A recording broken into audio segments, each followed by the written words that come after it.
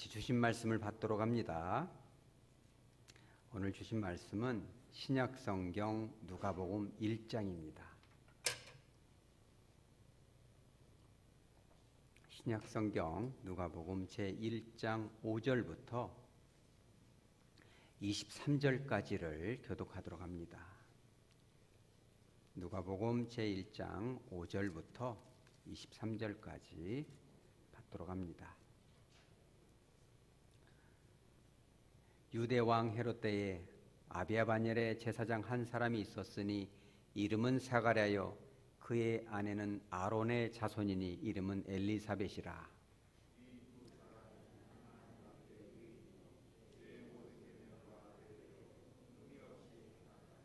엘리사벳이 잉태를 못함으로 그들에게 자식이 없고 두 사람의 나이가 많더라.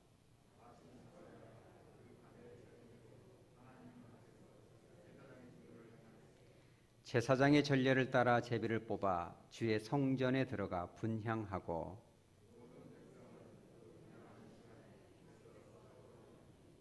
주의 사자가 그에게 나타나 향단 우편에 선지라. 천사가 그에게 이르되 사가랴여 무서워하지 말라. 너의 간구함이 들린지라. 내 아내 엘리사벳이 내게 아들을 낳아 주리니 그 이름을 요한이라 하라.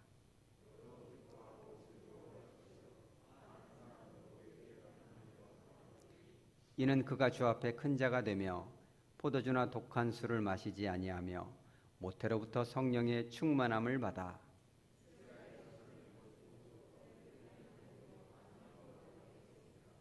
그가 또 엘리야의 심령과 능력으로 주 앞에 먼저 와서 아버지의 마음을 자식에게 거스르는 자를 의인의 슬기에 돌아오게 하고 주를 위하여 세운 백성을 준비하리라.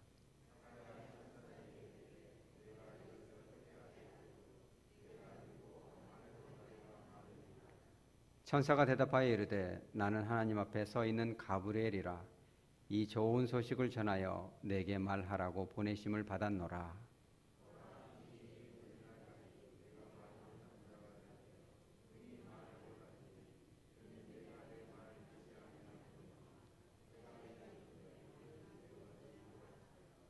백성들이 사가랴를 기다리며 그가 성전 안에서 지체함을 이상히 여기더라.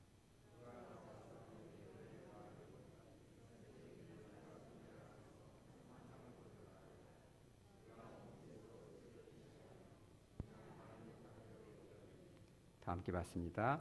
그 직무의 날이 다 되매 집으로 돌아가니라. 아멘. 잠깐 기도합니다. 거룩하신 하나님, 오늘 하나님의 주신 말씀을 받고자 합니다. 지극히 연약한 가운데 단위에 세우셨사오니 성령 하나님 함께 하시고 임재하여 주셔서 바르게 힘있게 선포하게 하여 주시고 온유하고 겸손한 심령으로 주님의 말씀을 받아 변화되고 은혜 받는 성령 충만한 시간 되게 하여 주시옵소서. 거룩하신 예수님의 이름으로 기도합니다. 아멘. 오늘은 신앙생활의 여러 가지 덕목 중에서 가장 중요한 핵심 축 중의 하나인 기도에 대해서 여러분들과 잠깐 나누고자 합니다. 기도가 중요하다는 것은 누구나가 다 알고 있고 기도를 하지 않는 기독교인은 거의 없을 것입니다. 그럼에도 불구하고 우리가 어떻게 기도하고 어떻게 응답받고 그 기도 응답에 대해서 어떻게 반응하냐는 이런 것들은 상당히 중요하다 할 것입니다. 오늘 5절에 보면은 이 때가 중요합니다. 어느 때라고 그랬어요? 헤롯의 때이죠. 이 헤롯 때에 이 헤롯 때가 참 중요한데요. 이 때는 어느 때냐면은 말라기 이후에 마지막 선지자였던 말라기 이후에 400년이 넘도록 하나님의 신탁이 하나님의 음성이 하나님의 뜻이 계시가 되지 않은 아주 어두운 시대였어요. 어찌 보면은 지금 시대와도 비슷한지도 모르죠. 수많은 교회들이 있고 방송만 틀면 뭐 엄청난 말씀들이 쏟아져 나옴에도 불구하고 저와 여러분의 마음을 잡아 흔드는 말씀을 찾기는 참 어려운 그런 시대가 되었어요. 비행기를 타보면 공항에 내릴 때 수많은 십자가들이 있지만 정말 주님께서 우리들과 함께 하시고 이 나라 이 땅 가운데 역사하시는가, 이런 의구심을 떨쳐버리기가 어려울 때가 있죠. 뿐만 아니라 이 헤롯 때라는 것은 바로 그런 것이죠. 헤롯 때에는 로마에 대한 의존이 대단했죠. 식민지였기 때문에 그 로마에 빌붙어서 사는 사람들도 대단히 많았습니다. 우리나라 상황이 바로 그러한 것 같아요. 어떤 사람은 뭐 일제가 최고다, 일본을 의지해야 된다, 뭐 이런 사람도 있죠. 뭐 그래도 중국이 가까이 있어야 되니까 중국하고 친해져야 된다, 뭐 이런 사람들도 있겠죠. 어떤 사람들은 미국은 혈맹인데 어떻게 미국을 저버릴 수가 있느냐, 별의별 말들이 다 많죠. 헤롯 때도 딱 그 모양이었죠. 뿐만 아니라 헤롯이 가장 좋아했던 것 중에 하나가 바로 이 건축 사업이었죠. 유대인들의 그런 환심을 사기 위해서 수많은 건축물들을 만들었는데 사실 그러한 것들은 일반 백성들에게는 별 도움이 안 되는 거였어요. 이 시대도 그렇지 않을까 싶습니다. 주변만 둘러봐도 수많은 건축물들이 올라가고 있죠. 수많은 그런 대규모 토건 사업들이 이루어져 왔고 또 수많은 아파트들이 세워짐에도 불구하고 정말 일상 서민들이 이렇게 가까이 할 수 있는 그런 기쁨을 줄 수 있는 그런 것들은 거의 없지 않습니까? 뿐만 아니라 이 헤롯 왕 때는 이스라엘의 택한 백성임에도 불구하고 그 시대에 수많은 이방 종교들이 마음껏 이스라엘 땅을 유린하던 시대였어요. 말만 유대인이지 향락에 젖어 있는 그들, 원형 경기장이 근처에 있기 때문에 예루살렘 안에서도 그냥 그런 즐거움으로 이렇게 여호와를 잊고 살았던 그런 시대이죠. 이 시대도 마찬가지인 것 같아요. 이 광주가 이 신천지의 가장 본부는 아니지만 본부격인 그런 베드로 지파가 여기 있잖아요. 여러 가지 이 사이비 이단이 막 이렇게 교회 안에까지 밀고 들어오는 시대가 되었죠. 그리고 또 한 가지 이 헤롯 왕의 그 특징을 말하자면 그 잔인성이죠. 사실 하나님께서 이 이스라엘 땅에 왕으로 세웠다는 것은 개인의 어떤 이런 재물을 탐하고 권력 이런 것을 위해서 주신 것이 아니라 하나님이 이스라엘 백성을 하나님의 이름으로 정말 신정 국가로 만들려고 세운 것인데 그의 그 잔인함은 이루 말할 수가 없었어요. 자기의 그 권력, 자기의 이 성격을 막 잔인한 성격으로 자녀도 죽이고 자기 아내도 해치고 이런 일들을 벌였거든요. 사실 이런 거를 보면 이 시대에 우리 한국 이 교회 공동체도 그것을 따라가지 않는가. 정치권은 말할 것도 없겠죠. 우리 교회 공동체만 해도 헤롯 왕처럼 세운 그런 이 종교 지도자들, 목회자들 중에서도 정말 이 한 영혼을 사랑하고 정말 한 영혼을 가까이 하고 한 영혼을 천하보다 소중히 여기면서 눈물을 뿌려야 마땅한데 그런 그 성도들의 아픔에는 별로 관심이 없고 어떻게 저렇게 할까 이런 거 생각하면 영혼을 이렇게 마음에 다쳐서 방황하는 것은 정말 눈 하나 깜짝하지 않는 헤롯 왕과 같은 잔인함이 저를 비롯한 우리 목회자 안에 있지 않는가 이런 생각을 금할 길이 없는 거예요. 여러분 그러지 않겠어요? 여러분의 자녀들이 저의 자녀들이 세상에서 방황해서 갈 바를 몰라서 울고 있고 아파하고 그런데 그런 것이 아무렇지도 않다면 어떻게 되겠습니까? 그렇죠.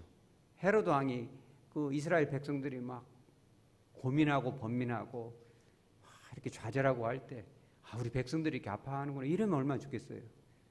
여러분들이 그래서 이 시대에 이 헤롯 왕처럼 변질되고 있는 우리네 세속화되고 있는 우리네 목회자들을 위해서 정말 눈물을 뿌려 주셔야 돼요. 우리들도 자정 능력을 잃어가고 있는 거거든요. 이런 시대가 바로 헤롯 왕의 시대였고 바로 우리가 살고 있는 이 시대인지도 몰라요. 그런 암울한 시대 속에서 하나님께서 5절에 보면은 아비야 바니엘의 제사장 한 사람, 이게 참 중요합니다. 여러분 빨간 줄을 딱 쳐줘야 돼요. 한 사람을 주목하고 있어요. 어쩌면 그 한 사람이 여러분인지도 몰라요. 한 사람을 보고 있었는데 그게 누구냐면 제사장인데 이름이 사가랴. 자카리아스. 사가랴가 무슨 뜻이냐면 여호와께서 기억하신다. 그럼에도 불구하고 하나님은 결코 너희를 잊지 않으셨어. 하나님이 나 같은 거 잊어버린 거 아니야? 우리네 집구석을 그냥 버려버린 거 아니야? 하백교회를 그냥 던져놓은 거 아니야? 우리의 사업의 현장이 그냥 이렇게 전쟁 때문에 막 물가가 치솟고 기름값이 막 천정부지로 오르고 이거 사업이나 조금 하겠어? 하나님이 우리를 그냥 잊어버린 거 아니야? 이런 시대가 400년 동안 진행이 되니까 이 사가랴의 아버지도 제사장이었겠죠. 정말 자녀를 낳고 나서 하나님 앞에 탄원을 했겠죠. 하나님 정말 우리를 기억은 하시는 겁니까? 우리를 조금 기억하시고 나도 하나님 자녀인데 우리를 좀 불쌍히 여겨 주시옵소서. 어떤 기도의 갈망을 가지고 아들의 이름을 지었겠죠. 네가 지금 정말 그런 사역을 하면 좋겠구나. 하나님이 우리를 정말 잊지 않고 있다는 사실을 백성들로 하여금 기억할 수 있는 소망을 주는 제사장이 되면 좋겠구나. 그렇게 이름을 지었겠죠. 그렇게 어려서부터 교육을 받았죠. 그런데 사가랴는 그것으로 끝이 아니었어요. 결혼도 그냥 결혼한 게 아니죠. 본래 유대 율법에 의하면 제사장들은 반드시 이스라엘 처녀하고 결혼을 해야 돼요. 그리고 이스라엘 처녀 12지파가 있지만 그 중에서도 가능하면 레위지파하고 결혼해야겠죠. 근데 결혼 중에 최고의 결혼은 바로 제사장의 딸과 결혼하는 것이었어요. 자기도 제사장이지만 제사장의 딸과 결혼하는 것을 최고의 축복으로 여긴 거죠. 그래서 사가랴는 아론의 자손, 그의 아내 엘리사벳은 아론의 자손이었어요. 제사장의 딸인 거죠. 제사장의 혈통에서 난 그 엘리사벳과 결혼을 했죠. 엘리사벳의 이름 얼마나 더 대단합니까? 엘리사벳은요, 하나님은 나의 맹세이시다.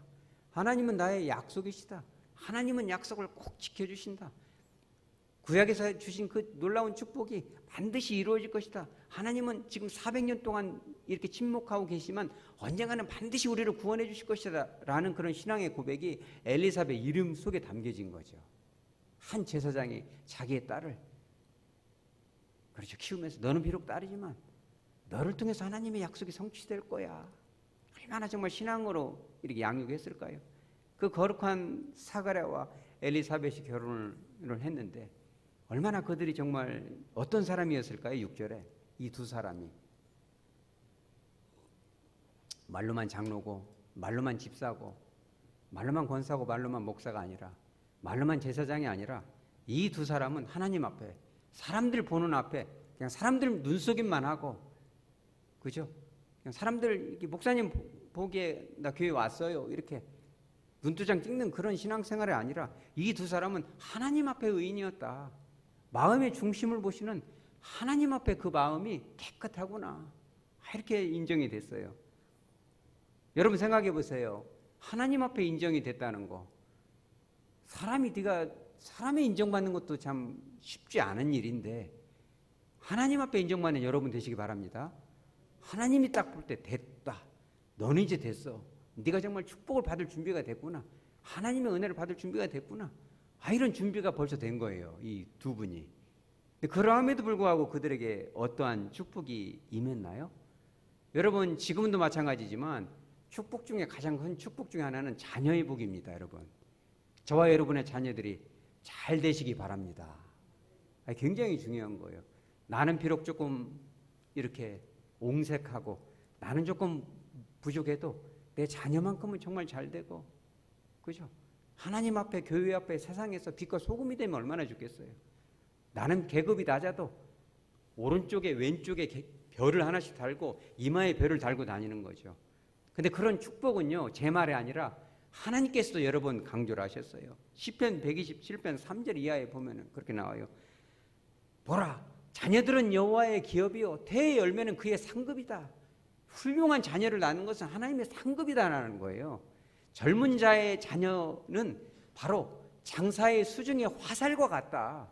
그죠? 그 전통에 화살통에 화살이 가득한 자는 수치를 당하지 아니할 것이다. 성문에서 원수와 대할 때에도 수치를 당하지 않을 것이라는 거예요. 놀라운 축복인 거죠. 사실 이런 가장 큰 축복이 누구한테 임해야 될까요? 그래서 엘리사벳에게 임해야죠. 엘리사벳에게 임하고 또 사가랴에게 임하는 것이 마땅했을 거예요. 그런데 7절에 뭐라고 나와요? 엘리사벳이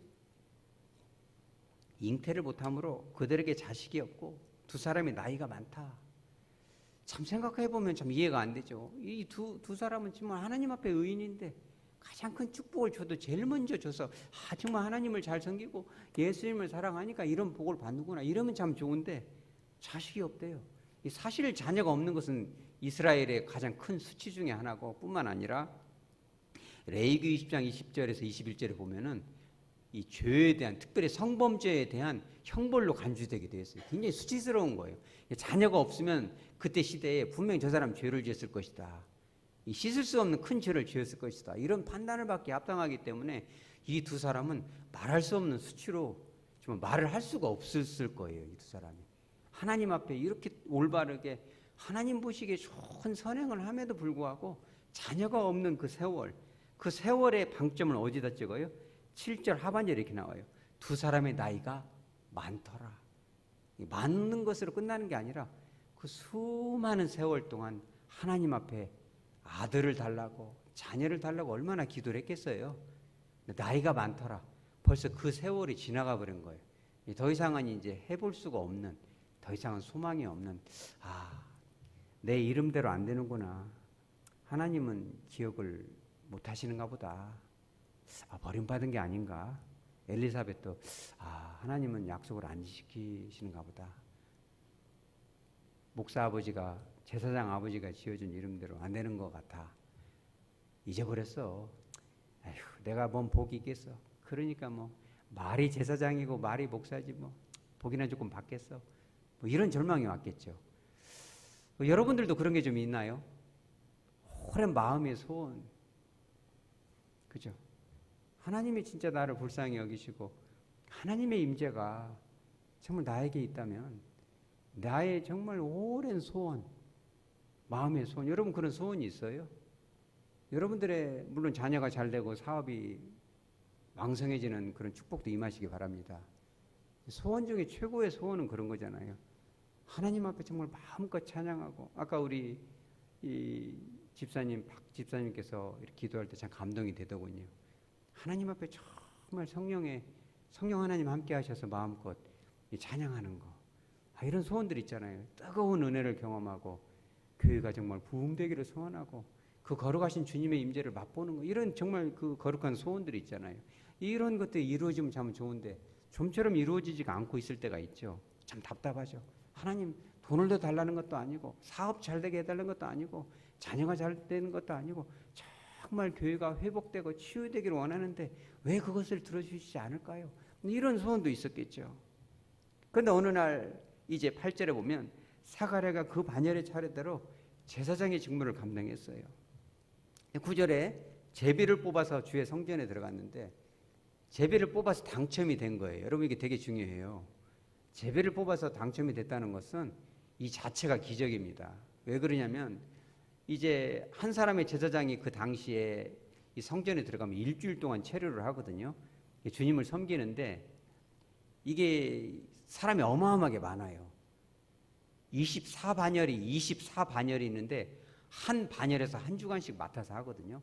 그러니까 한 반열 1주가 첫째 주 했으면 2주가 둘째 주하고 3주가 셋째 주하고 이런 식인데 뭐 그러면 뭐 24주에 한 번씩 돌아오지 않냐 이렇게 생각하기 쉬운데 1년이면 2번 돌아오니까 뭐 나도 한 번 나가서 이렇게 제사도 집례도 하고 뭐 이렇게 생각하지만 그게 아니에요. 왜 그러냐면 한 조에 한 반열에 제사장이 몇 명이냐면 자그만치 900명에서 1000명이에요.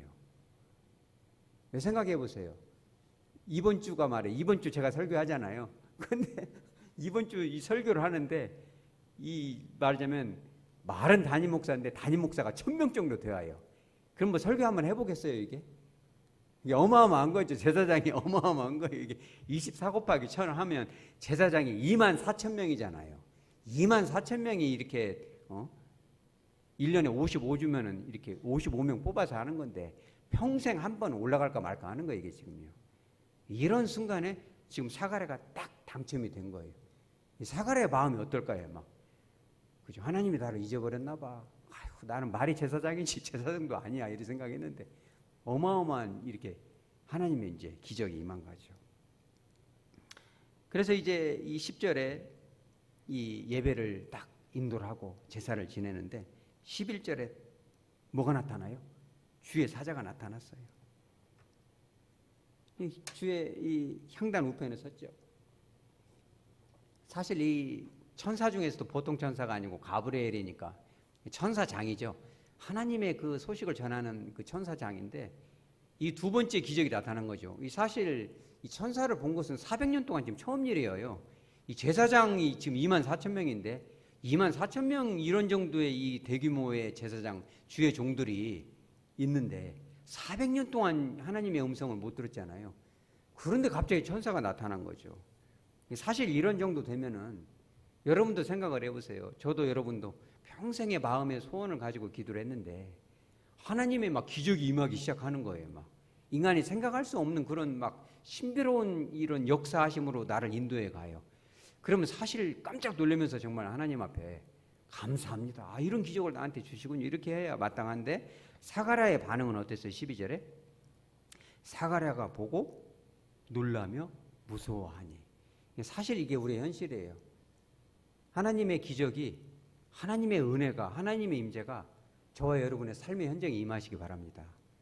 여러분의 이 사업의 현장에도 임해야 돼요. 사람들은 다 그렇게 얘기하죠.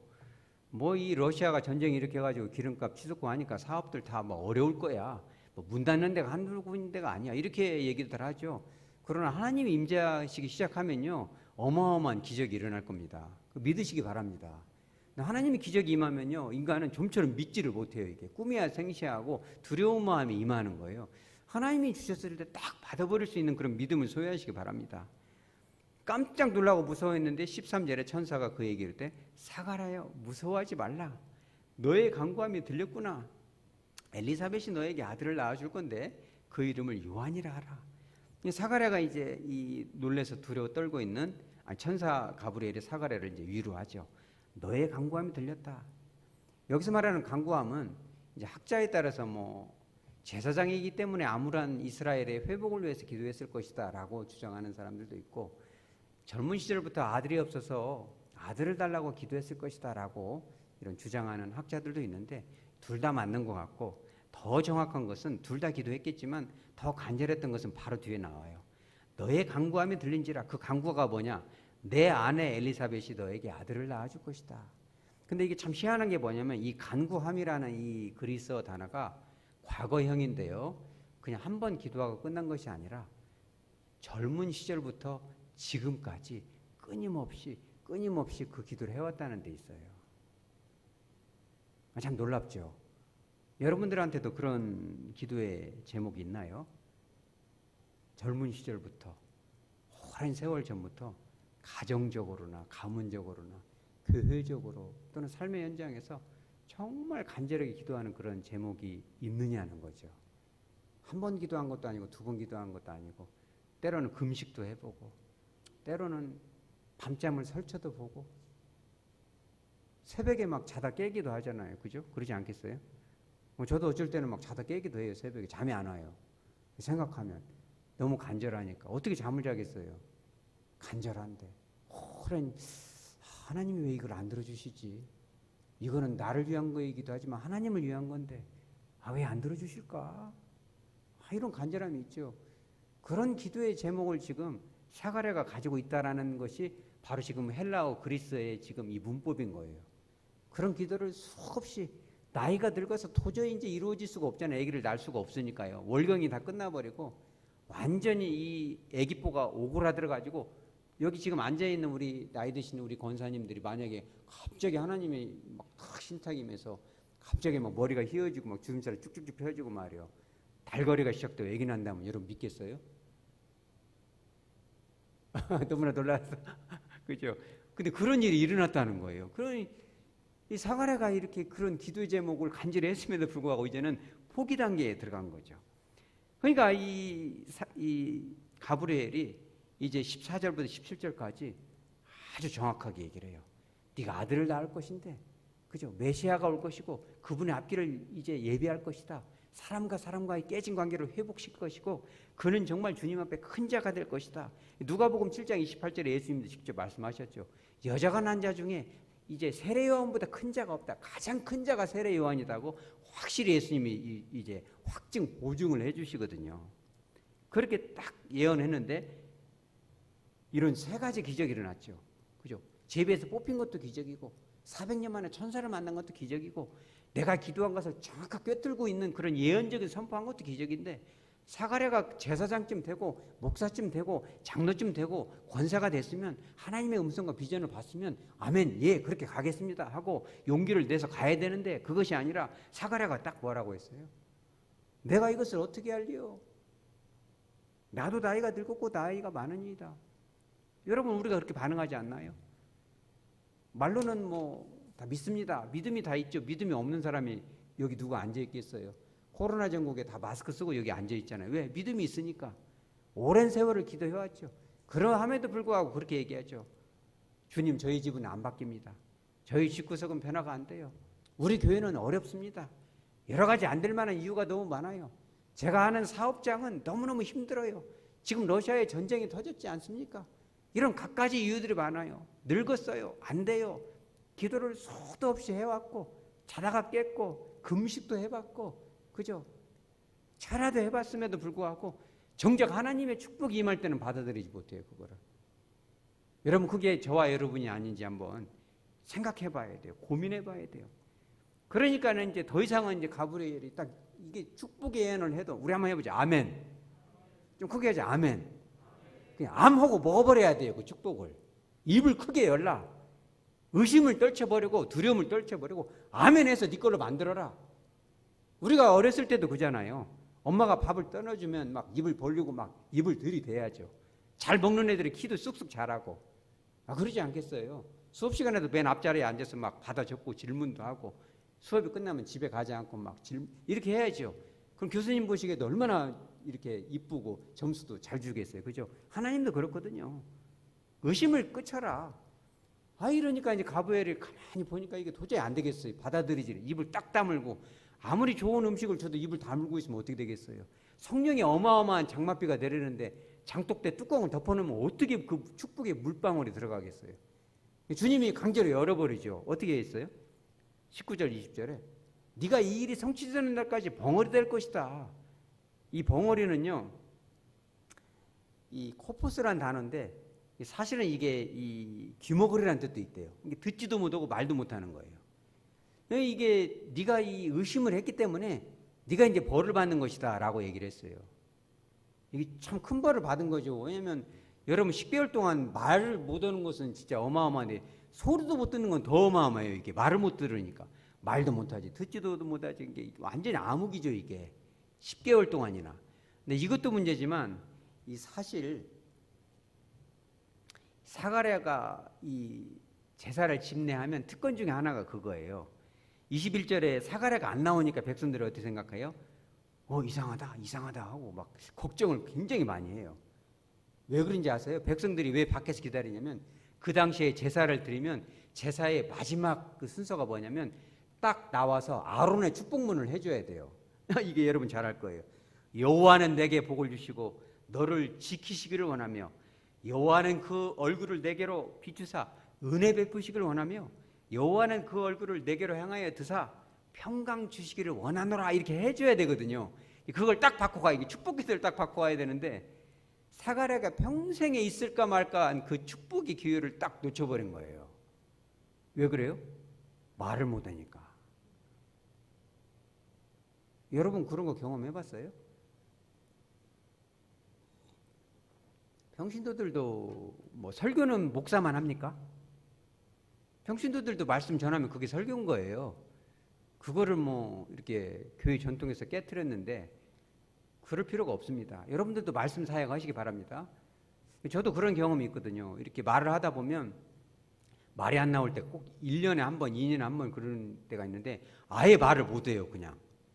그래가지고 이렇게 손으로 써서 이렇게 상담도 하고 그래요. 말로는 형용할 수가 없어요. 왜냐면 말을 못 하니까. 그럼 옆에서 상담하는 사람이 화를 내고 그래요. 왜 말을 못 하고 그래요? 깝깝해 죽겠네. 성질 급한 사람들 있잖아요. 그럼 저는 속 터지죠. 그러면 손으로 죄송합니다. 제가 어제 목을 많이 썼더니, 여러분 부르짖고 기도 한번 해봐요. 막 소리 질러봐요. 그럼 뭐 성대가 약하니까 말이 탁 막혀버리고 말을 못해. 막 혼나기도 해요. 죄송합니다. 손으로 써요. 막 제가 관절염이 왔어요. 막 타자를 너무 많이 쳐가지고 타자를 쳐서 막 수화를 하고 막 이렇게 하죠. 3일 후에 오세요. 입으로 막 손으로 발짓하는 거죠. 근데 더 깝깝한 게 뭐였냐면, 구역 인도자, 여러분 구역 인도자들 있죠? 여러분 이제 구역을 좀 속해하시기 바랍니다. 모여야 돼요. 우리 장로님들은 여러분들 속해 있는 구역 인도자들을 잘 돌보시기 바랍니다. 이제 코로나도 이제 뭐 다 걸렸어요. 이제 제가 볼 때 절반 이상. 모르고 지나가는 것이 태반이고, 뭐 그런 것이 두렵겠어요. 8명씩 모여서 밥도 다 먹으라고 했는데 모여서 막 마스크 벗고 하시라는 게 아니라 방역 수칙을 지키면서 여러분들이 모이셔야 됩니다. 이제는 모여서 조금씩이라도 교제하고 기도도 하고 그래야 돼요. 그렇게 하시기 바랍니다. 우리 장로님들이 좀 챙겨주시고 구역 인도자들은 조금씩 이제 마음을 다잡아야 돼요. 구역원들을 좀 돌봐야 될 때가 왔어요. 그런데 이제 왜 이 얘기를 하냐면 제가 이제 구역 인도자를 이제 이렇게 말씀을 준비했는데 벙어리가 돼버리니까 말씀을 진짜 어마어마하게 준비를 했거든요. 그리고 여러분들도 그렇게 하시기 바랍니다. 이거를 준비하면요, 제가 금요기도 이제 구역 예배를 하면은 1시간 전에 교회에 가서 무릎 꿇고 기도를 했어요. 이렇게 주님 앞에, 주님 이 말씀 가지고 우리 구역원들에게 은혜를 끼치게 해주시라고 간절히 막 기도를 해요. 막 금식을 하고 한 끼 금식이지만 그래도 간절히 기도하고 가거든요. 근데 벙어리가 되니까 말을 못 하잖아요. 여러분 그런 마음을 압니까? 준비가 됐는데 설교를 못 하는 거예요. 사가랴의 마음이 그런 거예요. 준비가 됐는데 설교를 못 해요. 이 성대가 이 말을 못 하니까. 그러니까 일주일 동안 집례를 하면서 막 손짓을 하고 발짓을 하고 막 이렇게 해야 되죠. 그것이 하나의 징벌이죠. 그런데 여러분 우리가 가장 중요한 거 있어요. 10개월 동안 못 듣고 말을 못 하는 것이 이 사가랴에게 과연 심판으로 끝난 것이었을까요, 여러분? 여러분 절대 그게 아닙니다. 왜 그러냐면 이 하나님께서 가브리엘을 통해서 말씀하셨거든요.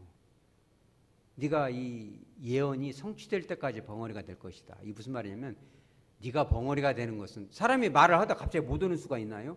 뭐 중풍이 오거나 그럼 그럴 수도 있겠죠. 되게 이게 곤란한 거예요. 뇌가 다치거나 그러면 정말 고통스러운 거거든요. 그런데 갑자기 그런 거 없이 이렇게 뭐 혈관도 터지지 않은데 이러지 않거든요. 그러니까 하나님의 딱 이 가브리엘이 하나님이 가브리엘을 통해서 딱 이 말이 끝나자마자 벙어리가 돼버렸거든요. 이게 하나님의 약속이 반드시 성취될 거라는 그 사인, 징표, 기적을 주신 거예요. 첫째는. 두 번째는 뭐냐면 이 사가랴한테 아무리 하나님께 축복의 약속을 줘도 사가랴가 입으로 아이 뭐 제 아내가 월경이 끝난 지가 벌써 고3년인데 이게 뭐 아기를 낳겠어요. 자꾸 이렇게 입방정을 떨으면 하나님이 축복을 줄 수 있나요, 없나요? 아무리 축복을 주시고 싶어도 저와 여러분이 자꾸 입으로 아 이거 안 될 거야, 이게 안 되는 거예요, 이게 법에 어긋난 거야, 자꾸 이런 식으로 나가면 하려고 해도 할 수가 없는 거예요, 이게. 여러분 그런 사건들이 있잖아요. 하나님이 정말 어마어마한 사건을 이렇게 하고 싶은데 백성들이 이 방정을 떨까봐 아예 말을 못하게 하는 사건도 있었죠. 언제 그랬어요? 막 성을 돌았잖아요. 성이 무너지라고. 지질학자들이 보니까 그때 당시에 지진이 일어났던 흔적들이 있어요. 이 시대적 배경이 딱 맞아요. 지층을 구별해. 뭐예요? 여리고성 돌 때 그랬잖아요. 마지막 날에는 막 7바퀴를 돌고 그러는데 혹시 막 그 뜨거운 팔레스타인 그 더운 날씨에 뭐 이거 돌을 돈다고 막 이것이 무너지겠어. 그냥 모세가 했던 것처럼 딱 지팡이로 잡고 여호와의 이름으로 여리고성가 무너질지어다 이렇게 하면 참 좋지만 왜 다 나오라고 해가지고 애기도 봐야 되고 젖도 줘야 되고 다 할 일이 구말린데 왜 이렇게 더운데 돌으라고 한 바퀴만 돌면 좋지 7바퀴씩 꼭 돌을 필요가 있어? 이거 뭐 다 미신 아니야? 6바퀴 돌면 안 돼? 아이고 나는 5바퀴만 돌고 가면 안 될까요? 지금 설사병이 급한데 별의별 말이 다 나오겠죠. 그럼 무너질 수가 없잖아요. 하나님께서 그랬거든요. 입을 열지 마라. 들리지 말라. 아무 말도 하지 말라. 아멘으로 받으라 하는 거예요, 여러분. 아멘으로 받으시기 바랍니다. 이 사가랴는 제사장쯤 됐음에도 불구하고 이유가 많고 그렇죠. 의심이 많고 걱정이 많으니까 말을 차라리 하지 마라. 10개월 동안 말을 하지 마라. 가을까지도 말을 하지 마라. 너희들은 그냥 믿고 받아들여라. 기다려라. 하나님이 사인을 몇 번씩이나 주었느냐. 그걸 생각하면 너희 삶의 현장이, 너희 심령이, 가정이, 교회가, 사업의 장이 어마어마한 축복을 받을 것이다. 믿고 기다리라는 거예요. 여러분 그런 믿음을 소유하시기 바랍니다. 하나님의 징벌이 절대 아니에요. 그죠? 의심이 나려고 하면요 손으로 입을 딱 잡아버리세요. 이렇게. 여러분만 그럴까요? 저는 안 그럴까요? 우리 모두는 다 연약합니다. 자꾸 이런 걱정 저런 걱정 될 거야 안 될 거야 별의별 말이 다 많죠. 근데 그런 거 하지 말라는 거예요. 하나님께서 이제까지 그 반열에서 제비가 뽑힌 거를 생각해봐라. 네가 천사를 만난 거, 그 은혜를 경험한 걸 기억해봐라. 네 기도의 소원이 이루어져 가는 것을 내가 기억해라. 이제까지 지키신 거를 기억하라는 거예요. 주님께서 요한복음 16장 24절에 그랬죠. 지금까지는 너희가 내 이름으로 아무것도 구하지 아니하였으나 구하라. 그리하면 받으려니 너희 기쁨이 충만할 것이다. 너가 이제까지 젊은 시절부터 구했던 그 신령한 은혜를 사모했던 기도의 제목이 너희 자녀들이 정말 주 안에서 형통하기를 바라고 너희의 사업의 장이 정말 빛과 소금이 되기를 원하고 이 하백 교회가 정말 성령이 충만한 장이 되기를 소원했던 그 갈망이 반드시 이루어질 것을 믿고 풍성함을 누리라는 거예요. 믿습니까? 마태복음 21장 22절에도 그잖아요. 너희가 기도할 때 주님이 친히 말씀하셨죠. 무엇이든지 믿고 구하는 것은 다 받으리라. 믿으시기 바랍니다. 또 마가복음 11장 24절에 그러므로 내가 너희에게 말하노니 무엇이든지 기도하고 구하는 것은 이미 받은 줄로 여기라. 그리하면 너희에게 그대로 되리라. 그대로 되리라. 여러분 그 말씀을 암하고 그냥 아멘으로 받으시기 바랍니다.